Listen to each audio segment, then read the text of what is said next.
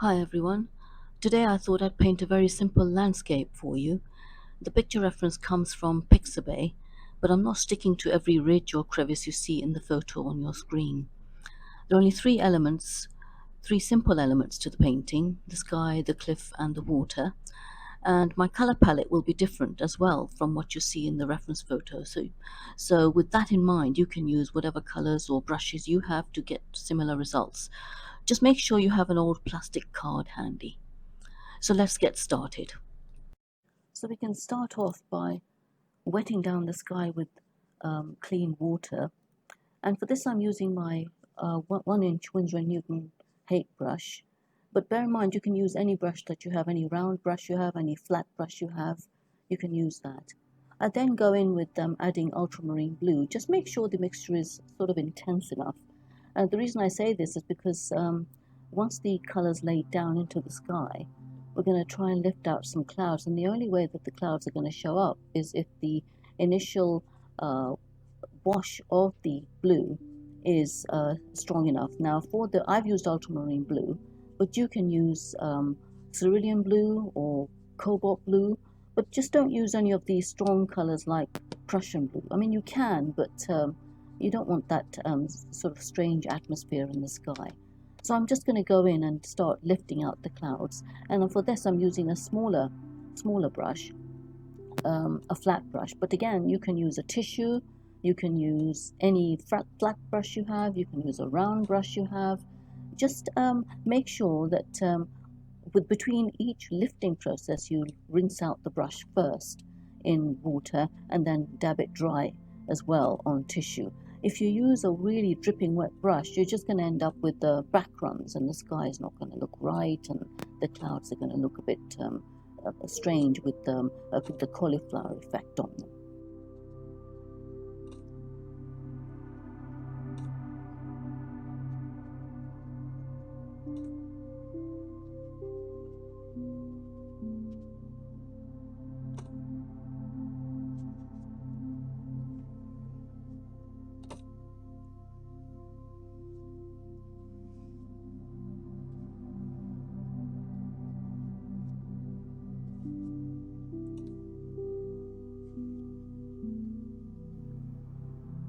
Now the clips are really easy to do actually. I mean, we go in with a yellow ochre, and the mixture has to be sort of not so watery that the paint runs everywhere, and not so dry that it's sort of sticking to the paper immediately. You need it to be sort of semi sort of wet, and you're able to move it around on the paper. When putting that down as the first, sort of like an underpainting on the side of the cliff. And for this I'm using a 3/4 inch flat brush by Aquafine, but again you can use any brush you like. I mean, I'm just using whatever I've got to hand. I mean, some brushes work better for working in smaller areas. I've switched from the Hake brush, as you can see. So you put that layer down first, but make sure it stays wet. You do not dry it, and you let it stay wet. If it's drying off, then add a dab of water to the mixture and keep it wet, keep it sort of moving but not running. Keep it sort of moving but not running.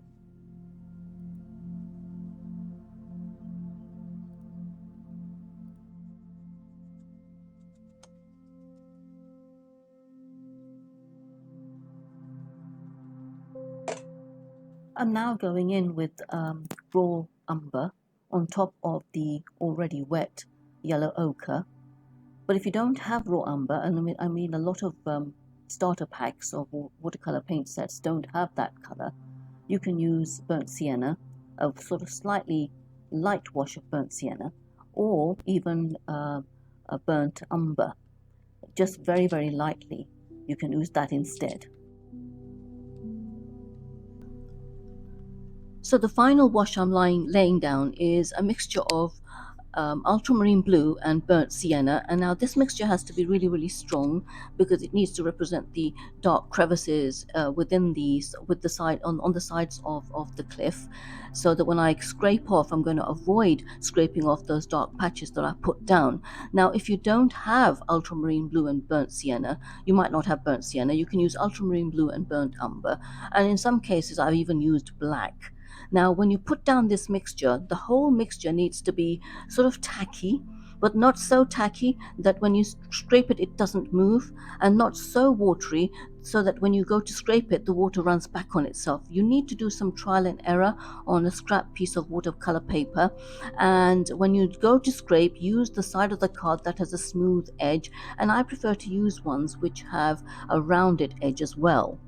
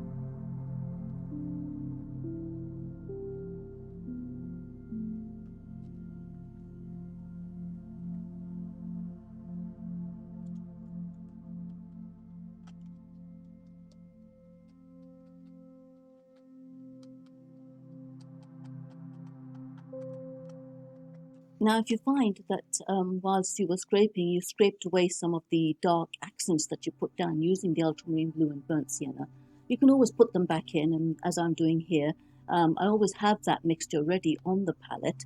And if you have it ready, then do so. Now, if you don't have it, um, then I would suggest that you can always use black or make a quick mixture up. And what I'm using here is my flat brush, and I'm also using my rigger to put in some thin lines and cracks and crevices.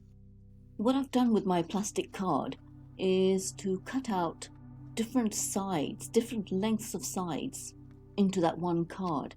So one edge will be a really long edge, another will be medium, another will be even smaller, and even a pointed edge, a rounded pointed edge for branches and things. So I'm not fiddling around looking for, oh, a card with a slightly different angle to it or a slightly different size to it. So I've taken that one card and I've shaped that one card so I can just turn it around and use whichever side I need for whichever purpose I have. For the grass on top of the cliff, I'm using a mixture of ultramarine blue and deep green. Now, deep green is from my Staedtler range, but you can use Hooker's green as well. The two shades are almost identical, and if you mix them with ultramarine blue, the result is almost identical as well. Now, when I'm putting it down, as you can see, I'm using my 3/4 inch flat. Again, you can use any brush you want and any greens that you have, but I would really recommend something that has a warm shade to it. Even an olive green would do. And as I'm putting it down, I'm making sure that the edge of the cliff is slightly wet because I want the grass and the edge of the cliff to merge a little bit. Towards the edge of the cliff, I'm moving my brush strokes downwards at an angle because there is an incline there, as you can see in the photograph.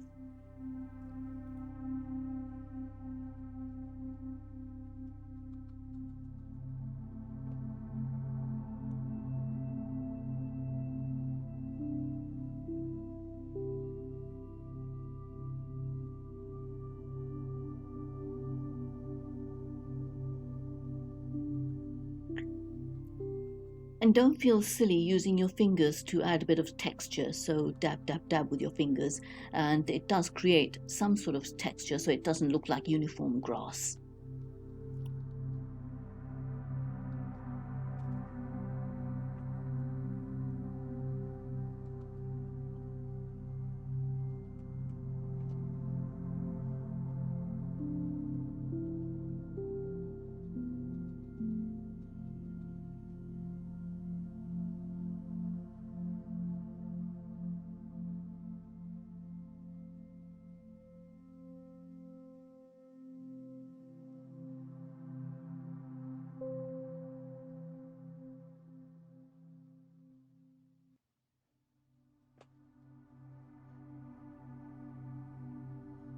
Now moving on to the water. Now this is going to be a very, very simple process. Again, I'm using my 1-inch Winsor Newton Hake, but you can use any brush you like. A flat brush would be useful actually here, because you're just moving the brush, dabbing the brush across. And what you want to do is, as you're doing that with the blue, and in this case it's ultramarine blue, what you want to do is leave some white spaces between some washes so that it looks like there's foam in the distance. And as I come towards the edge of the bottom of the cliff, I'm leaving those areas white, so to represent surf crashing against the bottom of the cliff. And what I'm also doing is using the side of my Hake and using the edge of the Hake brush to sweep across some of the water so that I'm getting a sort of a dry brush technique to represent more foam towards the foreground.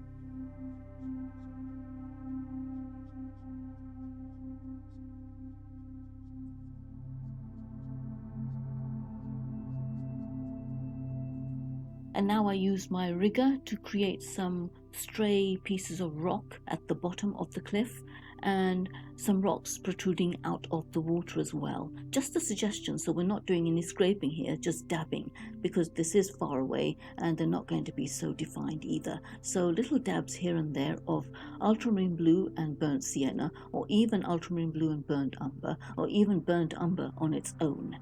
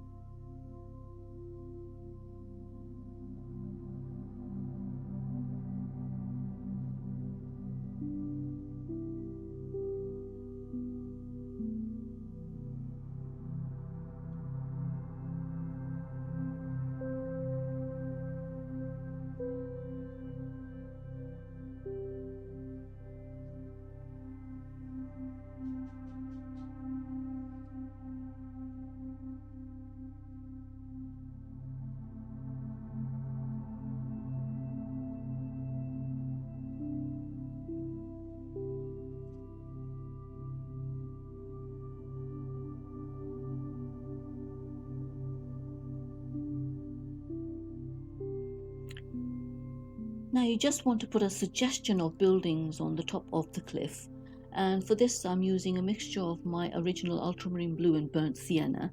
That's how handy it is to have these mixtures there, so you don't have to start mixing again.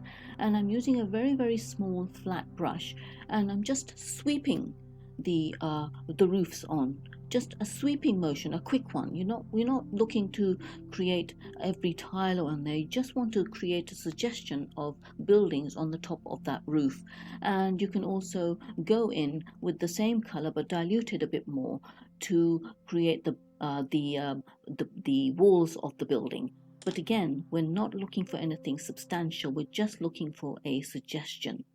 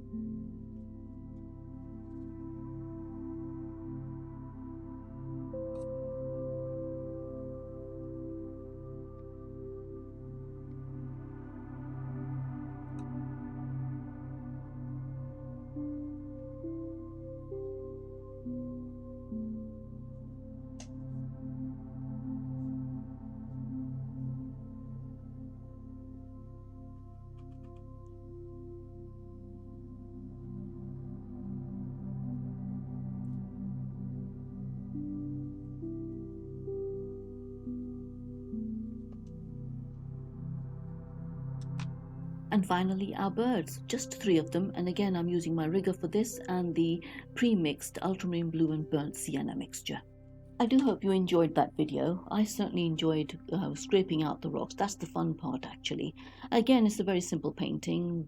The only 3 elements: the sky, the cliff, and the water. And very simple to do. Do have a go and let me know what you think in the comments section.